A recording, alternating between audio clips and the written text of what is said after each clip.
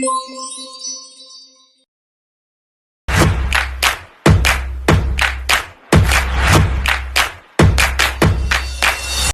semuanya, balik lagi nih sama aku Debbie.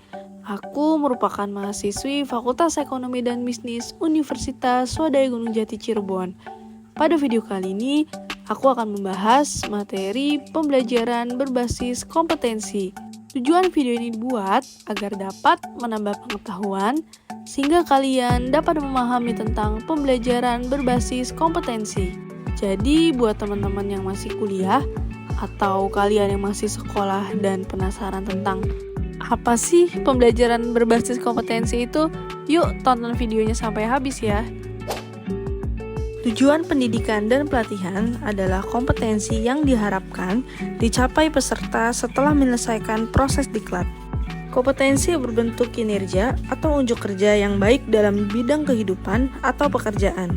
Kinerja yang baik dapat dicapai berkat kemampuan menerapkan pengetahuan, keterampilan, dan sikap perilaku. Kurikulum berbasis kompetensi adalah kurikulum yang ditunjukkan untuk menciptakan tamatan yang kompeten dan juga cerdas dalam membangun identitas budaya dan bangsanya.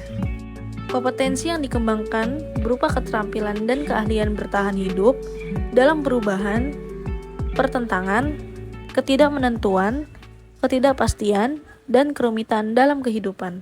Desain dan pengembangan sistem pembelajaran dengan seluruh komponen di dalam harus difokuskan pada tujuan pembelajaran yang berisi kompetensi. Pembelajaran berbasis kompetensi tidak hanya difokuskan pada pencapaian peserta diklat, tetapi juga pada pencapaian pengajar.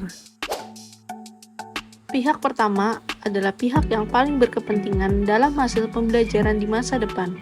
Mereka adalah pihak yang perlu dibantu penyelenggara diklat untuk membangun cita-citanya.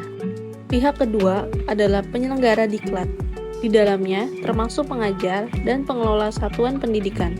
Pihak ketiga yaitu pengguna lulusan. Mereka adalah yang berkepentingan untuk mendapatkan lulusan sesuai kebutuhan lapangan pekerjaan. Akhir proses pembelajaran, pengajar, peserta diklat dan masyarakat ingin tahu bagaimana hasil pembelajaran. Pendesain pembelajaran perlu membuat alat pengukuran yang dapat mengukur kompetensi yang dimaksud dalam tujuan pembelajaran. Alat ukur yang dinyatakan valid dana, alat ukur yang dapat mengukur sesuatu yang seharusnya diukur atau reliable. Berikut ini adalah tabel perbandingan antara kemampuan dan juga kompetensi. Di sini ada 5 perbandingan. Untuk kemampuan sendiri ada kemampuan menjelaskan cara membuat proposal penelitian, kemampuan cara menulis laporan penelitian, bagaimana cara menguraikan penggunaan peralatan laboratorium fisika dengan baik, menguraikan cara sopan santun dalam kehidupan masyarakat, dan juga menguraikan bentuk perilaku gotong royong sesuai dengan ajaran Pancasila. Sedangkan pada tabel kompetensi sendiri di situ ada membuat proposal penelitian yang baik, membuat laporan penelitian yang baik, menggunakan peralatan laboratorium fisika dengan baik, berperilaku sopan santun dalam kehidupan masyarakat, dan bergotong royong sesuai dengan ajaran Pancasila. Pendesain pembelajaran diharapkan dapat melaksanakan kegiatannya secara bertahap, yaitu pertama, menentukan tahap dan langkah kegiatan pembelajaran dengan urutan isi yang diarahkan pada pencapaian kompetensi. Demikian pula, pada saat menentukan metode, media, alat, dan alokasi waktu harus mempertimbangkan kesesuaian unsur dalam strategi instruksional dengan kompetensi dalam tujuan pembelajaran.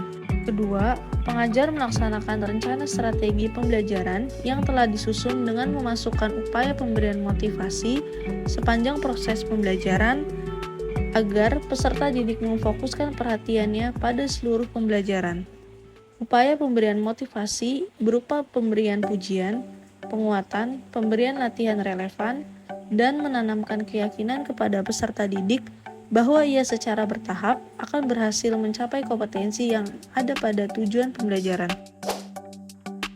Pertama, fasilitator perlu menguasai bahan pembelajaran dengan baik.